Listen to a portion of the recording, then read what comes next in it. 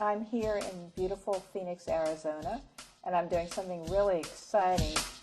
I'm working with COS Productions on a book trailer for my book, New Moon, which will be out in March.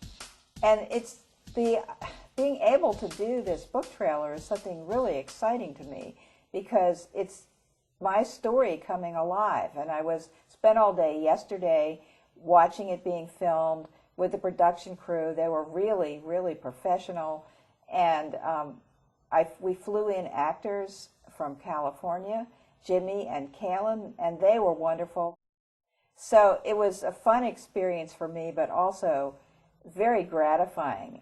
And it's a new way to showcase my work, to get people who maybe haven't heard about me, and also for my fans to get to know about this new book. You know, something else, I've got a surprise for readers and for my fans. When they see this book trailer, they're going to see something they're not expecting, but I'm going to keep that as a surprise.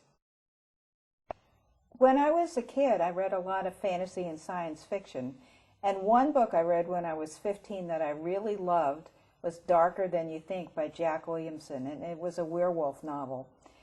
And actually, Williamson made me want to be a werewolf, but I carried that story around with me for years in my head, and I kept thinking, I'd like to write something like that. And then I read another book called The Wolf's Hour by Robert McCammon. It was another werewolf story, and it was like, wow, I really love this stuff.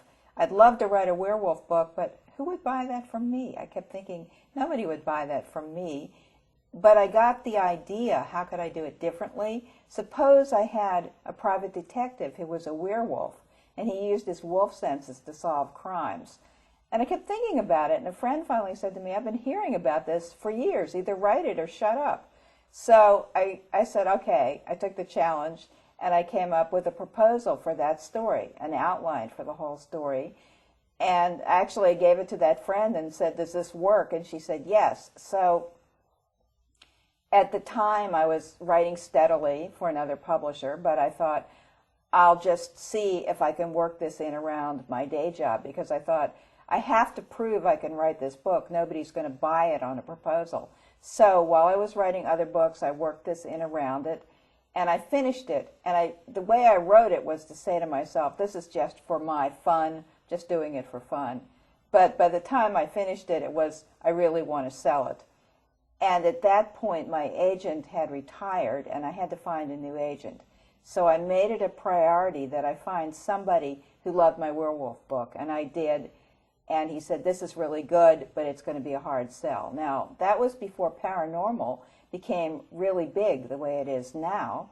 So I wrote one werewolf book, and then they said, and we'd like another werewolf book from you.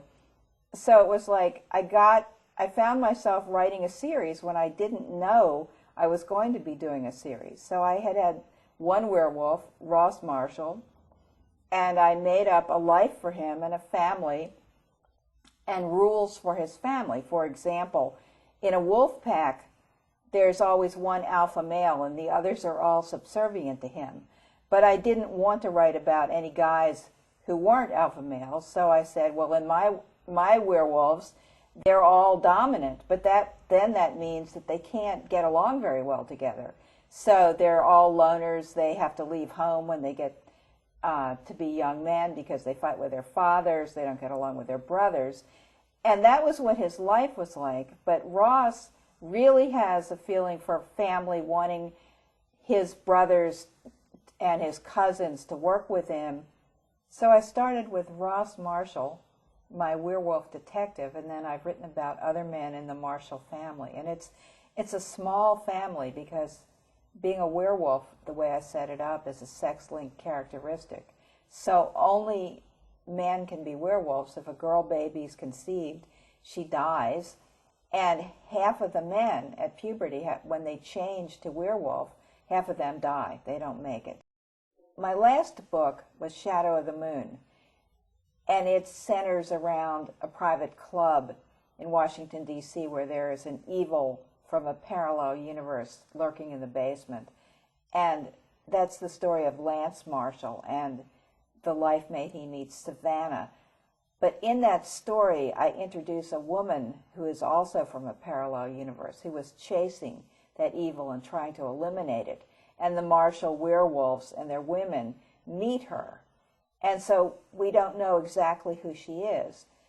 But in the book that I've got coming out in March, which is New Moon, I start a whole new phase of the Marshall family and of my Moon series. And I'm using that woman from the parallel universe because it turns out that she comes from a universe where lots of people have paranormal powers, not like our world at all.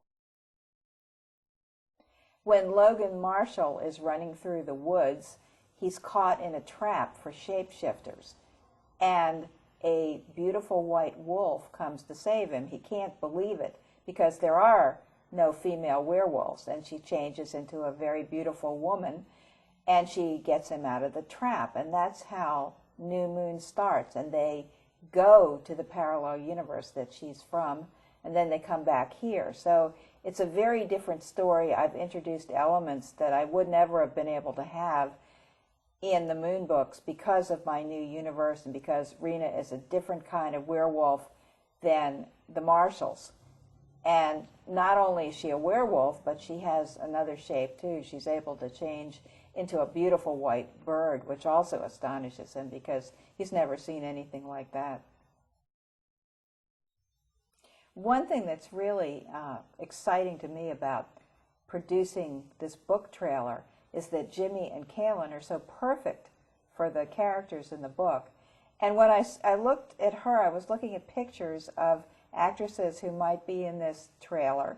And I saw Kaylin, and she looked exactly like the picture of my character, Rena, on the book cover. And I was really excited to get her. I was very glad she could come to be in this book trailer. I'm relaunching my website soon, and you can find out more about me and my books at the website, which is RebeccaYork.com.